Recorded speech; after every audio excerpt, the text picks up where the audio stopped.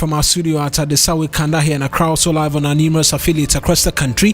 Around the world, we're streaming live on 3news.com. Download the TuneIn app from the Google Play or Apple iOS store and listen to us on the go. Coming up this afternoon, Office of the Special Prosecutor declares former Secretary of the Inter-Ministerial Committee on Illegal Mining, Charles Bisu, wanted over corruption and corruption-related activities over his time at the dissolved committee tasked to end illegal mining in the country. This afternoon, we get details for you as to exactly why the special prosecutor has declared him wanted. Also this afternoon, former Chief Executive of the Minerals Commission, Dr. Tony Obin, punches holes in Ghana's mineral resource management following an announcement Ghana has surpassed South Africa as leading producer of gold on the African continent. And much later, editor of Daily Searchlight newspaper, Ken Kranchi, heads to Supreme Court to seek constitutional interpretation as to whether or not former President John Mahama qualifies to seek re-elections. We have details of the application, plus get a reaction from the NDC. All of these and more if you stay with us for the next 30 minutes.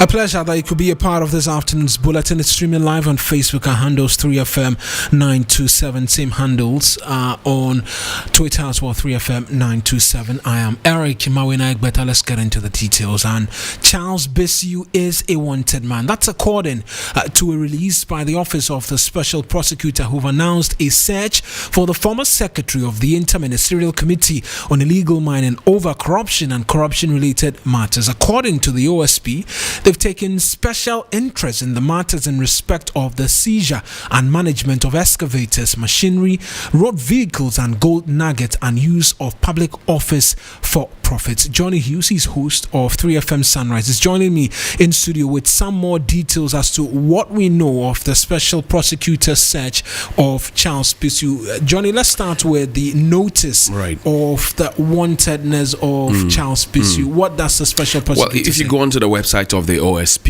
you will notice that they posted that is wanted by the OSP. Charles Cromwell, Nana Beni Onyawantu Bisu, is wanted for corruption and corruption-related offences regarding the activities and expenditure of the dissolved Inter-Ministerial Committee on Illegal Mining, IMCIM, especially in respect of the seizure of management of excavators, machinery, road vehicles, and gold nuggets, and the use of public office for profit. It also says here that he was born in 1973. He's male. He's a student, formerly a presidential staffer, approximately 5 feet 8 inches tall, and he's Ghanaian. And then it says, if you have any information concerning this person, please contact the Office of the Special Prosecutor. That's what it is, and the status is wanted. That's what the Office of the Special Prosecutor has put out there. But why and how have we got here? Because the news was that he had been invited by the Office of the Special Prosecutor. Well, information that we had suggested that he had, and this will come on the back of the conversations Professor Frimpong in the report he wrote to the Chief of Staff for the information of the President, which he said had lingered on for 2 years. We do know that the police CID has been instructed to investigate. We also do know that the OSP itself has been interested in it. The OSP has said that he does not consecrate saints, and that anybody who is mentioned in that report and who has anything to do with what work the IMCIM or is related to galamsey and corruption, all of that will be brought before them. Now, it also comes on the back of the fact that Professor Frimpong himself was invited for an interview. Subsequently, he was arrested and given a 2 million Ghana cedis bail. And so Charles Bisu originally has been also mentioned in that report. It's instructive to know that at the advent of the Akufo-Addo-led administration, you would find in the Professor Frimpong report that to coordinate the affairs of the IMCIM, which was set up by President Akufo-Addo in March 2017, a secretariat was commissioned on December 8, 2017. The members of the committee are made up of the following ministries.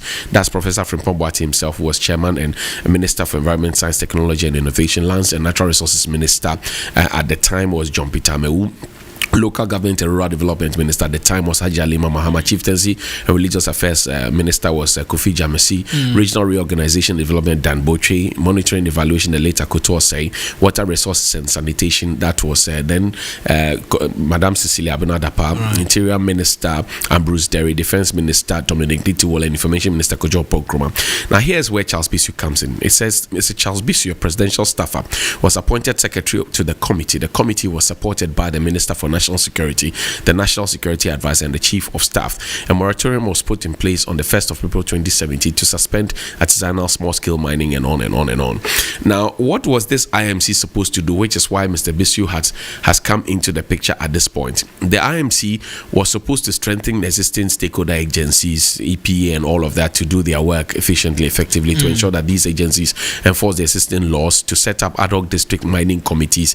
That's where the community mining thing comes in there, to vet and verify legally registered artisanal small-scale mining companies, sanitize and regularize the area, and train artisanal small-scale miners, and also to reclaim degraded land. Now, Charles Bisu played a key role. You do know that not so long ago, his name had been mentioned in some excavator issues, and he had to eventually resign from the interministerial committee. Questions had been raised as to his complicity in all of what has happened. So it's only fair that the Office of the Special Prosecutor gives him an opportunity to also let his voice or his side of the story be heard. And that's where we are now, Mawuena. Right then, that's Johnny Hughes, host of 3FM Sunrise, providing a lot more context and background to the reasoning behind the warrant, if we can call it that, by the Office of the Special Prosecutor declaring Charles Bisu as wanted. Vitus Azim is an anti-graft campaigner who's joined us on the telephone line. Let's just pick a lot more thoughts from him on this. Many thanks, Mr. Azim, for speaking to us. We're seeing the Special Prosecutor go a lot more frontal in the fight against graft, particularly in matters relating to illegal mining, declaring the former secretary to the committee as wanted. Your immediate thoughts to this line of action by the OSP? Well, I think it is welcome news, because some of us, the doubting Thomases, have always expressed concern about the ability of the Special Prosecutor to go after certain people in society. And so if he has declared him wanted, it's left with the police to bring him up. And then maybe we'll just wait and see how things go. But considering that Mr. Bisu himself had been invited by the Special Prosecutor and failed to turn up, I mean, what levels of impression does it create? Also in relation to the ongoing investigation, because we know that the police had investigated some of these said claims and exonerated Charles Bisu. Well, the police investigation is not necessarily binding on the Special Prosecutor. There are different state institutions, and one would have expected them to cooperate.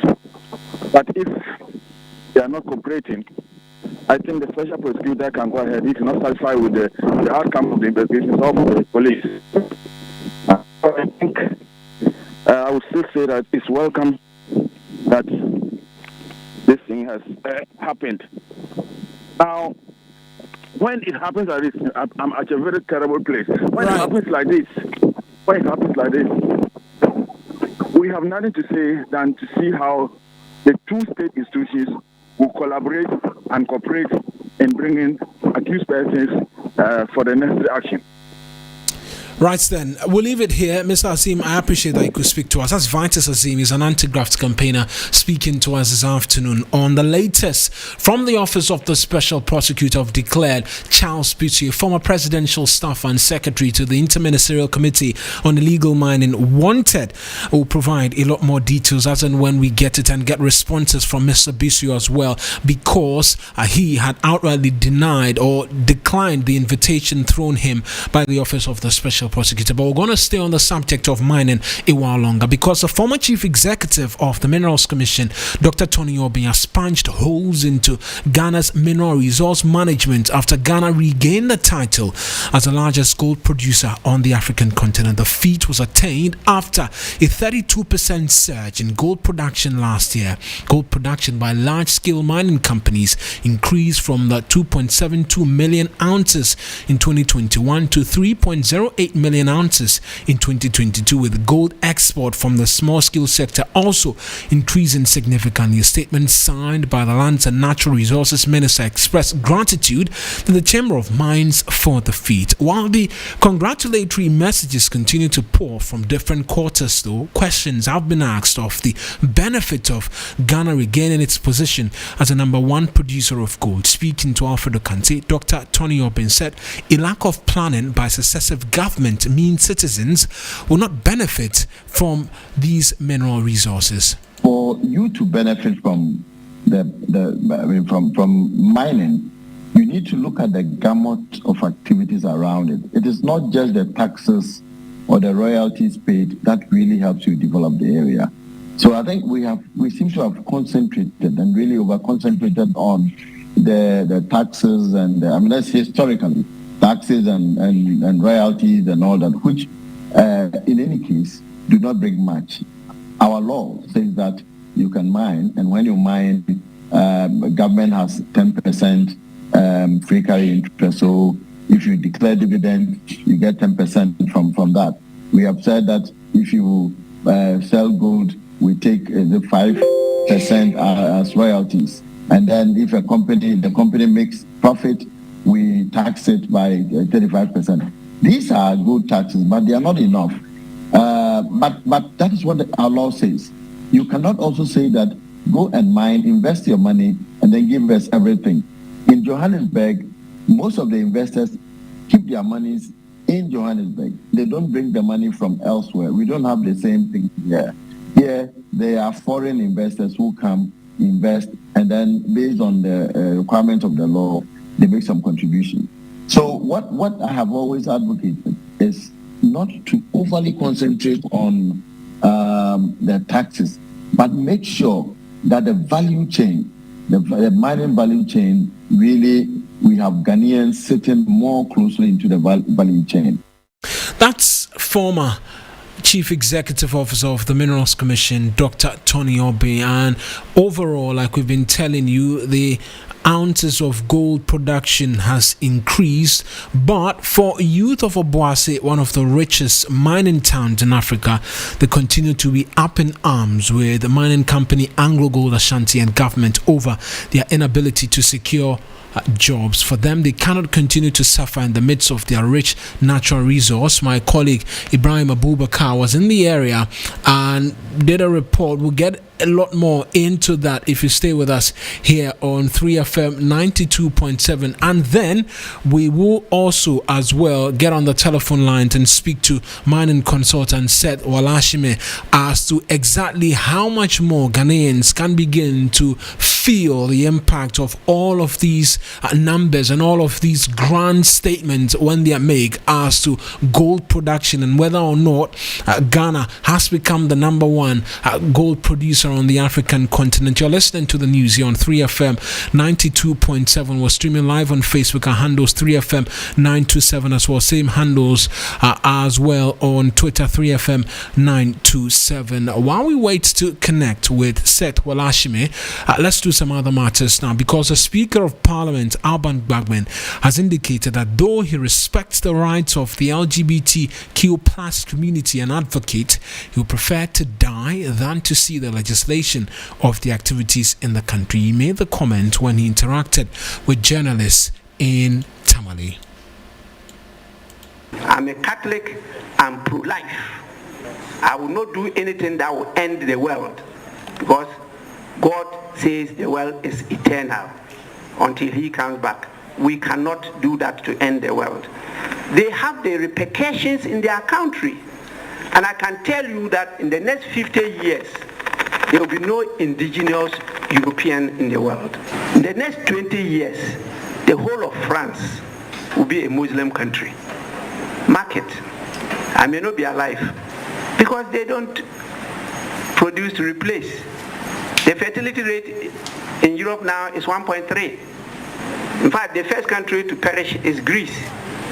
It's 1.1. I don't want Ghana to be extinct. I want Ghana to continue to survive. And I won't allow anything to stop us from doing that. I told them that this meeting, it will be considered.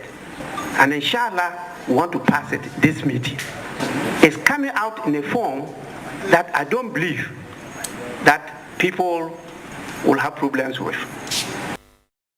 As a Speaker of Parliament, Alban Bagbin, speaking and interacting with journalists in the northern region. And we move away from this, and families of the victims of the recent Botiana police killings are today expecting to get access to the bodies of their relatives nearly a week after the incident. It follows days of denial of access to the bodies of the deceased who died last Thursday during what the Ghana Police Service says was an anti-robbery and anti-land guard operation at Botiano in the Weja-Gbawe municipality. Judith Awatretano is my colleague here at 3FM. She's with one of the families of the victims and will join us on the telephone line with a lot more details as to exactly what they've been saying. But while we will connect with Judith, the other part of the conversation has been the concerns of the use of force by the police in such instances and what the law says as well, and we will delve into that aspect of the conversation if you stay with us. But Judith has joined us on the telephone line now. She's with one of the families of the victims. Judith, exactly what have they been saying? Of course, we know that they've been denying outrightly the claims that their said relative was an armed robber or a land guard. Right, and so Mawuena, I'm currently at the family house of two of the deceased, that is Augustine Faye as well as Daniel. These are brothers, and Augustine apparently is the head of family of this particular family. I'm here with the mother. They're in a tensive mood. They've been crying. They're extremely sad. It's a very bad mood here. It's not fair to raise them to this level, only for them to die in such a shooting. The little boy, that's her second son, Daniel, is a community police, and her first son was involved in the family. And so that is what they were actually doing there. They were there engaging in family. Judith, if you could kindly speak up a bit for us, I can understand the nature of the environment and how the families are, but we're just struggling a bit to hear you. Right, can you hear me? Much better now. I'm saying that according to the mother of these two, Daniel, who is her second son, is a community police officer, while her first son, Augustine, is engaging in sand winning. And so that is what, according to them, they were doing on the land at Botiano. They were engaging in sand winning along with some of the other men that he often uses. So this is a business, according to them, he has been doing for years now. And sometimes, even when the road in their area is sport, he brings gravels and he covers the entire area for the community members. So we had a home, the family house of these two people. It's a very beautiful place. You can see that DG was a head of family care as a family house. And so they're in a very bad mood. Everyone is crying. A lot of people have come here to see his mom and console with her. I also went to the divisional chief of Kokobite's palace, and he happens to be the uncle of these two people. He also says that all the claims by the police are lies, and so they are calling on the IGP as well as the president to investigate or organize an independent probe into this matter and ensure that the real perpetrators of this are brought to book. That's what is happening currently here at the family house in Botiano. Right then, Judith Awatretano is my colleague providing details there from the family house. I mentioned the other leg of the conversation, which has to do with the use of force in arrest, detention or recapture of any person, and those are provided for in section 36 and 37 of the Criminal and Other Offences Act. Let's get a lot more education from Vitus Bangs, a private legal practitioner who's joined us on the phone. Many thanks, Counsel, for speaking to us this afternoon. And so the conversation continues to come up, particularly in light of the recent incident and a number that have occurred in the past. We have portions of the law right in front of us. Is it the case that we're seeing the police flagrantly violate sections 36 and 37 of the law as we have it? Good afternoon, Mawuena, and good afternoon to your listeners. Thank you for the opportunity. Indeed, the law provides that reasonable force may be used in arresting a person, and reasonable force may also be used in arresting someone who, for instance, however, the use of force, as the word suggests, must be very reasonable. Must be reasonable, and what is reasonable would depend on the totality of the circumstance. But generally, it's well established that you cannot kill a mosquito with a sledgehammer. So the police or whoever is trying to effect the arrest use reasonable force. Force is reasonable under the circumstances. So the practice or the situation where we have had the police recently shoot and kill people under the pretext of use of force in arresting the people, it's quite troubling, and a lot more of the professional standard and other investigative ways. The police must totally disassociate themselves from this act and not send a signal that they are probably protecting their own. So, they call to be made that families and persons who are affected by these acts, they don't need to just talk and sit down. They need to probably take action by, for instance, invoking the jurisdiction of the appropriate courts and have the courts pronounce on the use of the force. Otherwise, where police will continue to mark their own crimes, which is not very, very acceptable. Right.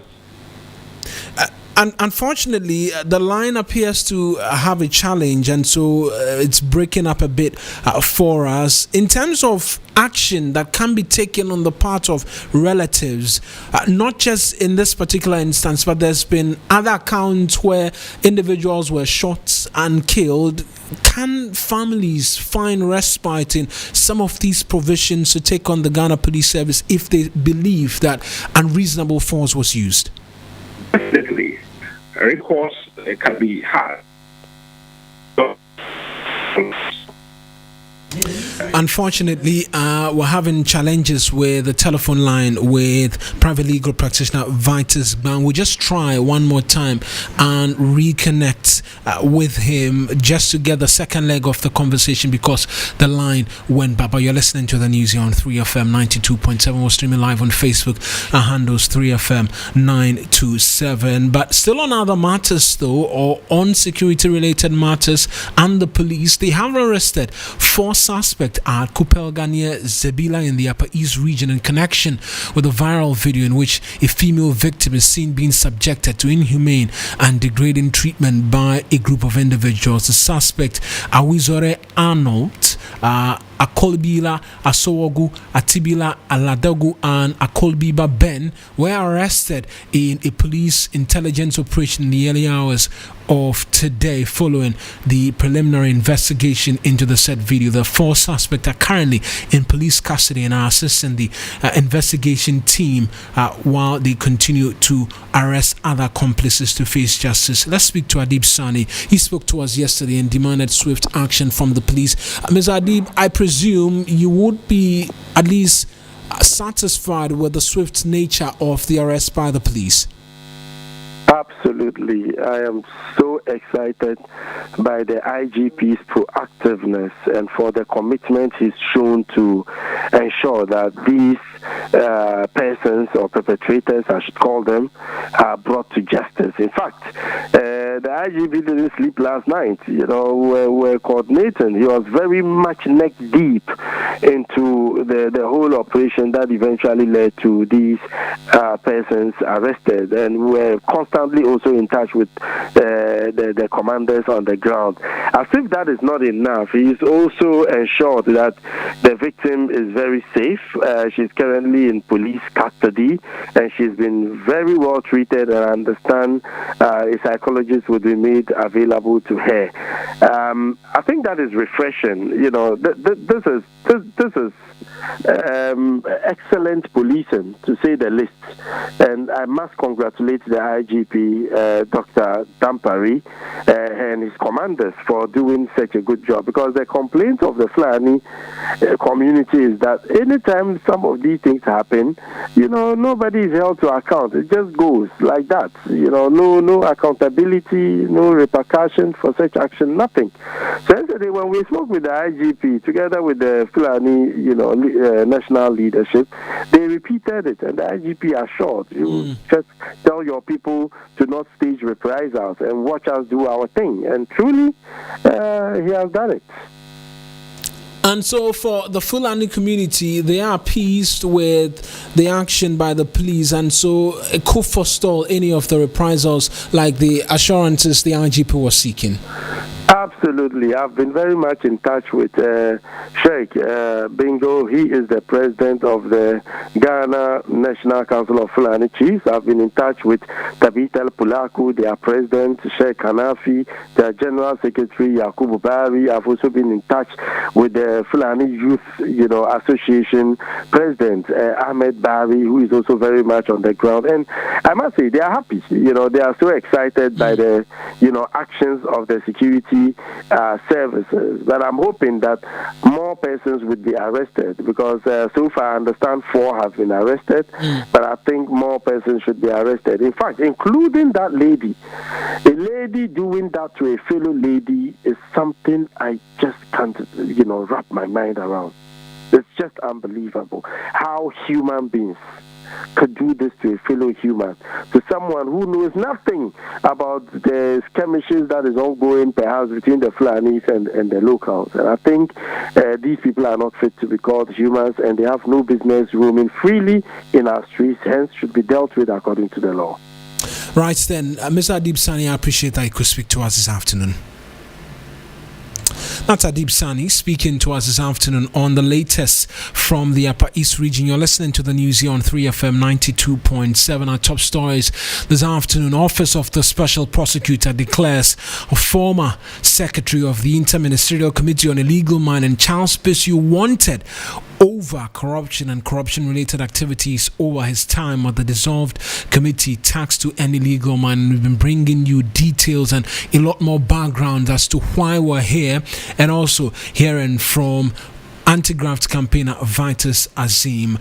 To some other matters now, and the editor of the Searchlight, the Daily Searchlight newspaper, Ken Crunchy, has filed an application at the Supreme Court seeking interpretation whether or not former President John Mahama can contest and be voted for as president. It follows the election of John Mahama as the 2024 flag bearer of the main opposition, National Democratic Congress. And Ken Crunchy contends that upon a true and proper interpretation of Article 66(1) of the Constitution, the number of years of a presidential term in Ghana is 4, and that a person seeking a second presidential term must be a sitting president. He's been speaking to Johnny Hughes on 3FM Sunrise.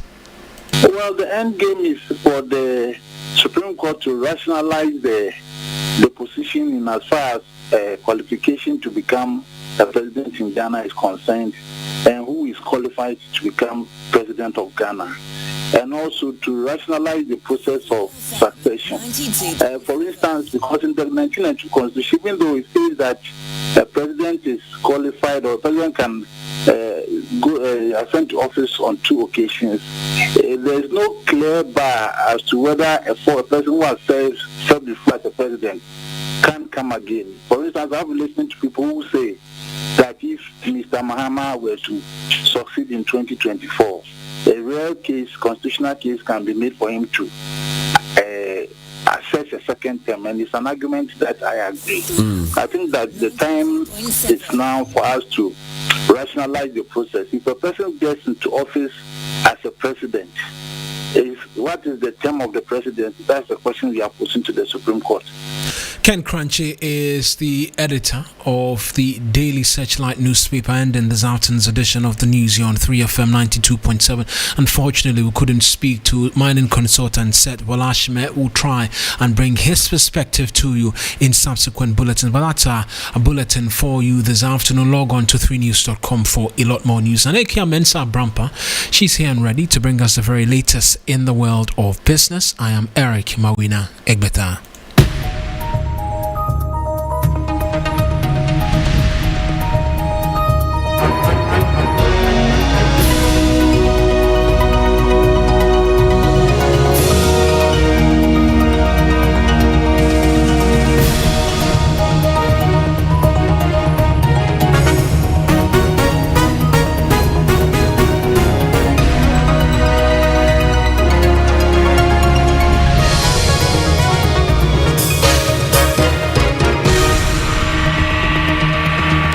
It's Business Daily. Good afternoon to you. Thank you for staying with us. Coming up this afternoon, ratings agency Fitch predicts another round of domestic debt exchange program for Ghana. I'll be telling you more about that. And the IMF team in Ghana interested in what goes into the mid-year budget review. We have all the details in the next 10. Please stay.